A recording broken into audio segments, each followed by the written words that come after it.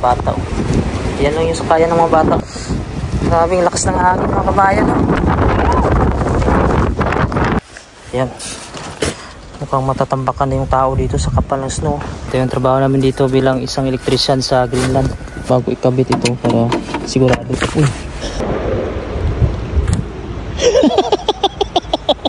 Hatay. Humok raw kayo snow kay nag-ulan. Hiring electrician ng work in GL mga kabayan. Ganito yung trabaho nyo dito. May panahon na may troubleshoot sa construction, tapos yung panel nasa labas, tambak ng snow. Ayan o, puro snow dito. Yung snow ngayon mga kabayan, taga-tuhod na yung napakan. Ayan, nandyan na sa kwa. Baro, ay ka! Patay!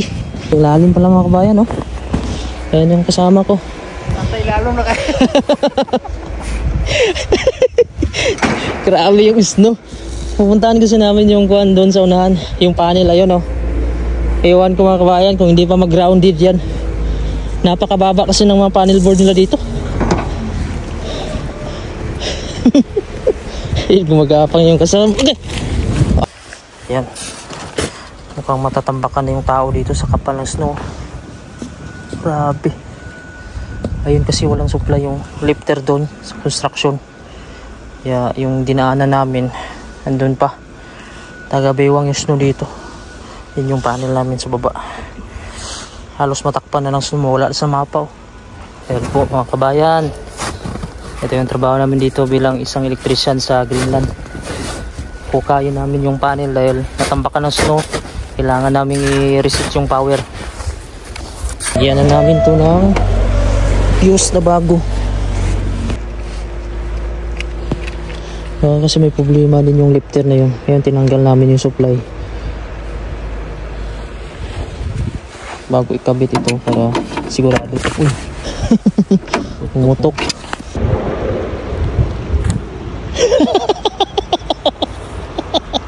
Ikay. Mga kabayan, ang news ngayon mayroong parating na malakas na hangin. Kaya ang gagawin namin ngayon, hindi na muna kami magtatrabaho dito sa labas. Napakalakas doon ang hangin mamaya. Bibidyoin natin mamaya kung gaano kalakas. Ito ngayon yung panahon mga kabayan, yung hangin. Yan. Napakalakas. Kaya ngayon, uuwi kami ngayon. Bibidyoin natin mamaya kung gaano kalakas yung hangin. Napakadelikado kasi mga kabayan kasi construction dito sa amin.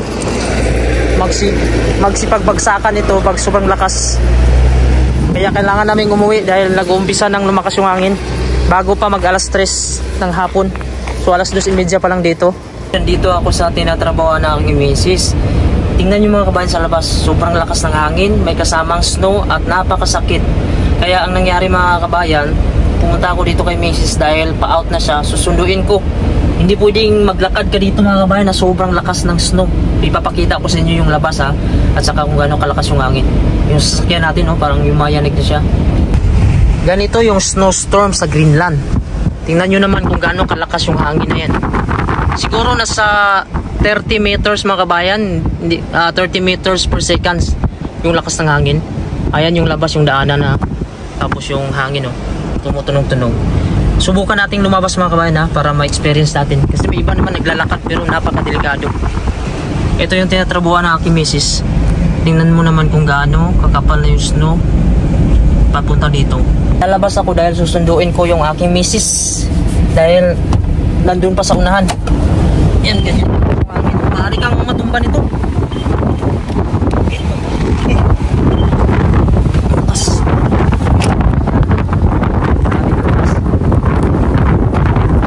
Yan yung daanan natin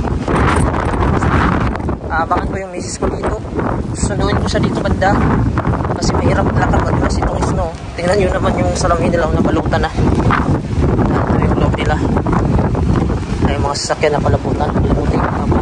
Yung door halos hindi na makita. Nandito ko sa antayin. Dito lang tayo sa gilid. Ayan mga kabayan, tingnan sa labas. Grabe yung snow. Dito ako nag-antay pa sa misis ko. Ayan, kinukuha na nila yung mga bata. Yan lang yung sakayan ng mga bata mga kinukuha ng magulang nila. Yan, dito kasi yung daycare center dito. Tingnan nyo naman itong nabalutan ng snow. Grabe yung hangin dito. Ito yung sasakyan ko. Balik muna ako sa sasakyan mga kabayan. Kasi nantay ko yung misis ko dyan. Kaso wala pa palang alas 4. May 5 minutes pa. Ay. Lakas.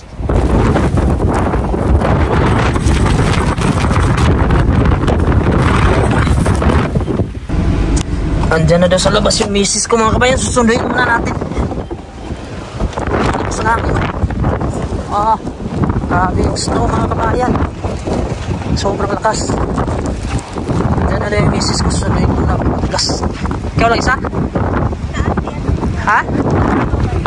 Sige na. Ayan. Hinay na muna. Gusto ko yung hangin. Grabing lakas ng hangin mga kabayan.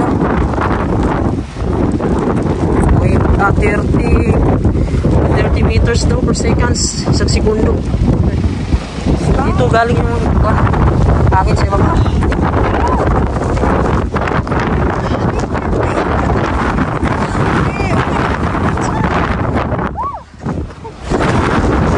Yan, pwede na.